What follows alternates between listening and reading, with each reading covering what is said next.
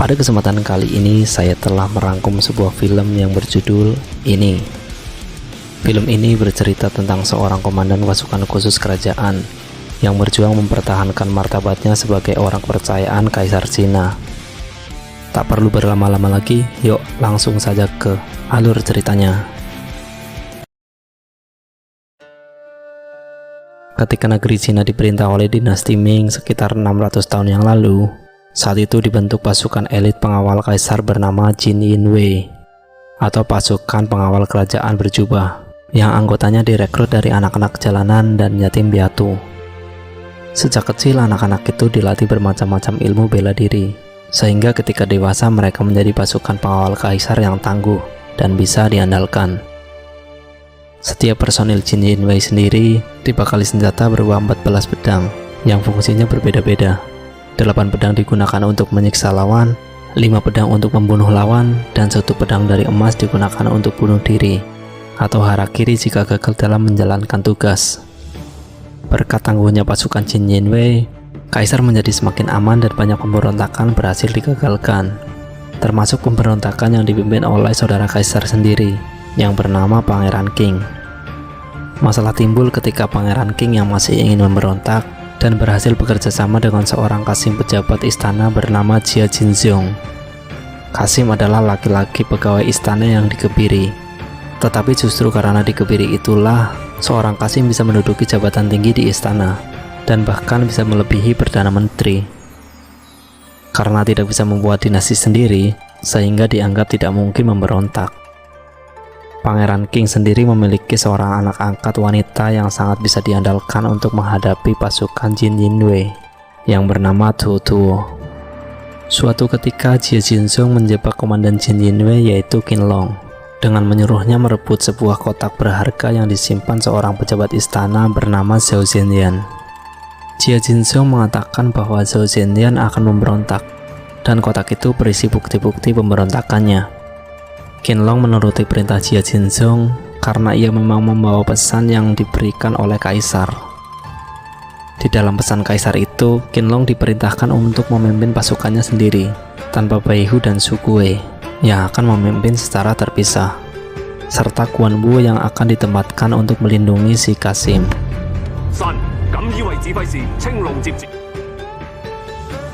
Penyerbuan akhirnya dilakukan.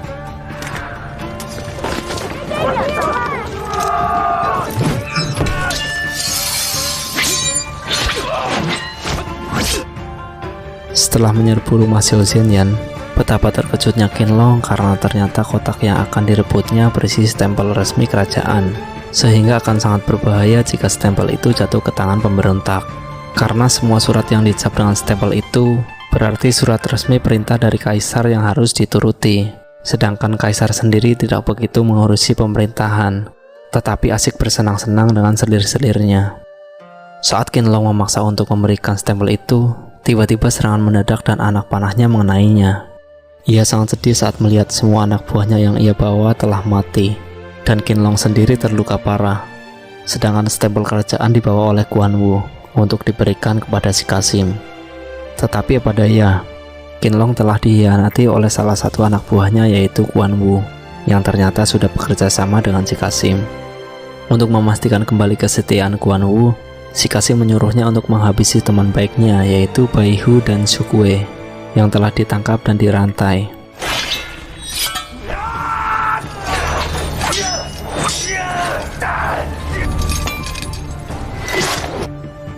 Namun karena Baihu berhasil meloloskan diri, akhirnya Tuo Tuo pun turun tangan dan menghabisi Baihu dengan jurus bayangan dengan sangat mudah.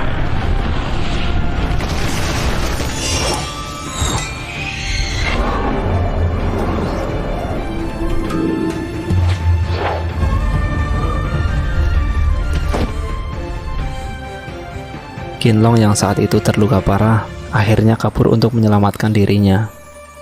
Lebih parahnya lagi, karena Qinlong yang memimpin penyerbuan, maka Qinlong lah yang dituduh mencuri stempel kerajaan, sehingga ia menjadi buronan. Untuk membersihkan namanya, Qinlong harus bisa menemukan stempel kerajaan kemudian menyerahkannya kepada kaisar. Xin pun berpindah di kediaman Gioyong dan para anak buahnya yang sedang membagikan sisa hartanya, karena bisnis jasa kurir mereka telah bangkrut. Dan diceritakan anak perempuan yang bernama Qiuhua akan dinikahkan karena sudah tidak muda lagi.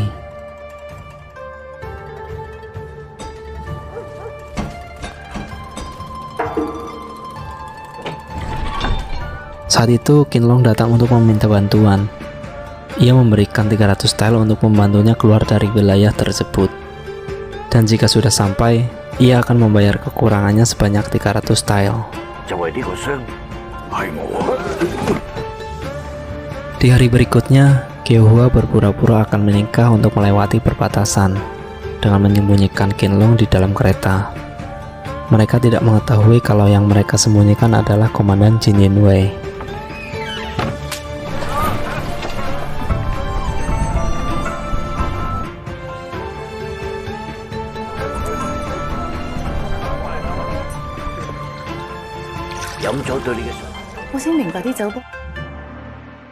Para perampok tiba-tiba datang mengganggu, dan saat itu Qinlong mengajar mereka hingga ketua perampok ketakutan saat melihat kotak 14 pedang.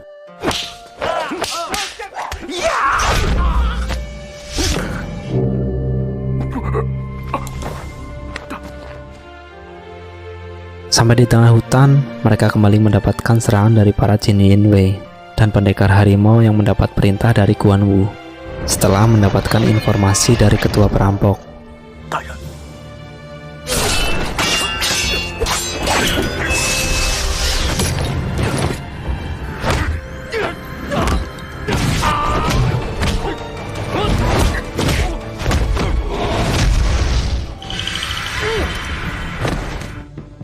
Salah satu anak buah Jin Yinwei diinterogasi dan memberikan semua informasi pembelotan Guan Wu. Dan dari pertarungan itu, identitasnya akhirnya terbongkar, yang menimbulkan Gioyong dan anak buahnya ketakutan. Qinlong yang sudah tahu bahwa Guan Wu mengejarnya, akhirnya mengubah strategi. Gioyong dan seluruh anak buahnya lebih dulu pergi ke arah timur ke kota Kanlin untuk mengalihkan perhatian Guan Wu. Sedangkan Qinlong yang sudah sembuh menyusul dari belakang. Agar Gioyong tidak berkhianat, Qinlong membawa Qiuhua sebagai tawanan.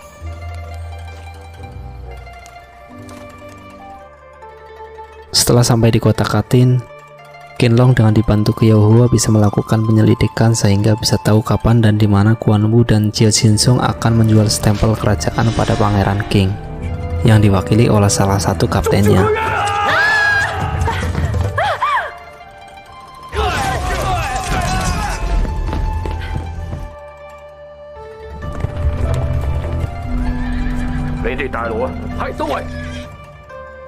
Sampai di suatu restoran, Qinlong diganggu para perampok yang diketuai oleh Zhu Kuei. Tetapi Qinlong tidak meladeni pertarungan dengan senjata.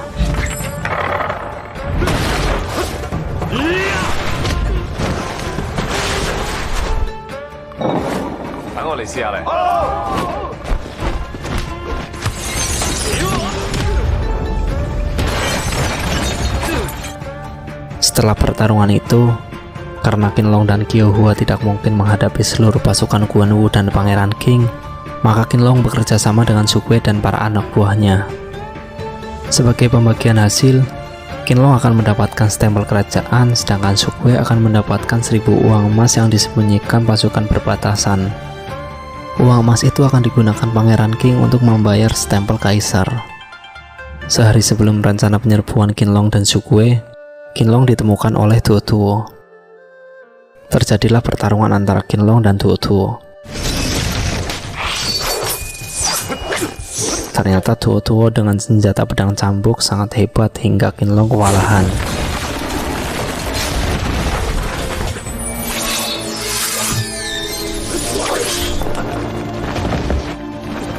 Tetapi untung saja ia bisa melarikan diri.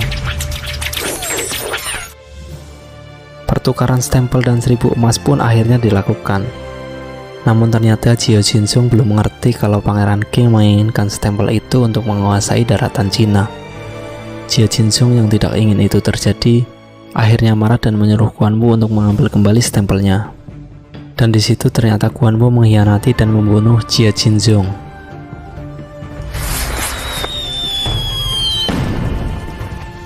Rencana penyerbuan Qinlong dan Zhu Kuei berjalan baik. Dengan strategi yang jitu dan senjata yang lebih canggih, Qinlong dan Zhu Kuei bisa mengalahkan pasukan Guan Wu dan Pangeran King. Qinlong menghadapi Guan Wu dan Zhu Kuei melawan Kapten Pangeran King. Namun Guan Wu berhasil kabur.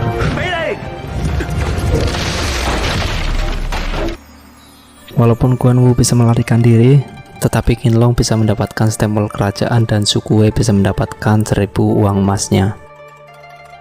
Tetapi semua menjadi berantakan karena Duo menyandera Qiuhua, sehingga Qinlong terpaksa menyerahkan stempel kerajaan itu kepada Duo.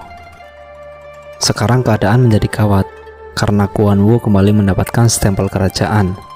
Pangeran King bisa membuat surat dengan cap resmi kerajaan kepada pasukan penjaga benteng kerajaan, sehingga Pangeran King dan pasukannya bisa masuk ke dalam kerajaan dan melakukan serangan pemberontakan dengan mudah. Perang pemberontakan pasti akan menelan banyak korban. Tidak saja para tentara, tetapi rakyat biasa juga bisa ikut jadi korban. Satu-satunya cara mencegah pemberontakan adalah merebut stempel kerajaan sebelum Pangeran King dan pasukannya sampai di benteng. Selama Qinlong berusaha mendapatkan kembali stempel kerajaan, ternyata Pangeran King dan 2000 tentara telah siap untuk menyerang dari timur. Sedangkan Guan Wu yang membawa stempel kerajaan dan 300 tentara bersenjata senapan siap menyerang dari sebuah kota yang bernama Kota Serigala Langit. Tidak ada pilihan lain, Qinlong dan Qiuhua yang dibantu oleh Qiuyong dan para anak buahnya harus menyerang Guan Wu dan pasukannya untuk merebut stempel kerajaan. Guan Wu pasti bisa dikalahkan dengan mudah oleh Qinlong, tetapi Guan Wu didampingi oleh Duo, si pendekar cemeti yang sulit ditaklukkan. Akhirnya dilakukan pembagian tugas. Qiuhua menyamar sebagai Qinlong sehingga dikejar oleh Duo.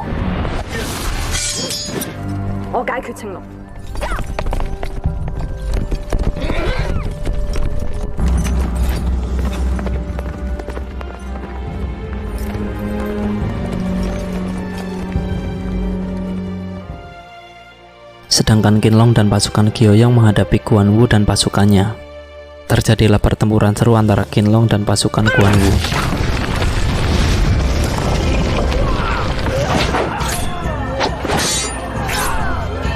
Dengan strategi jitu, pasukan Qinlong menang dan Qinlong bisa merebut kembali stempel kerajaan dari Guan Wu.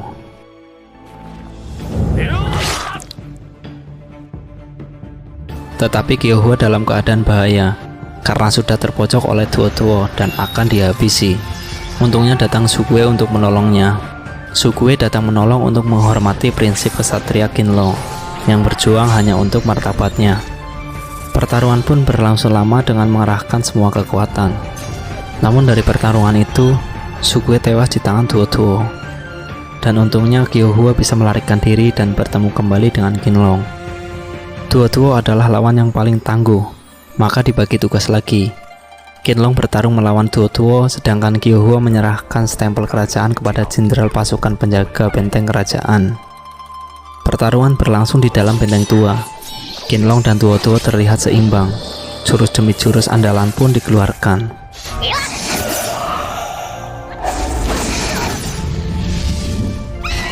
Sampai akhirnya keduanya saling tusuk. Qiuhua terus melanjutkan perjalanan menuju benteng kerajaan. Di sisi lain, akhirnya Duo dan Qinlong tewas bersama-sama dengan pelontar pedang dari kotak 14 pedang milik Qinlong.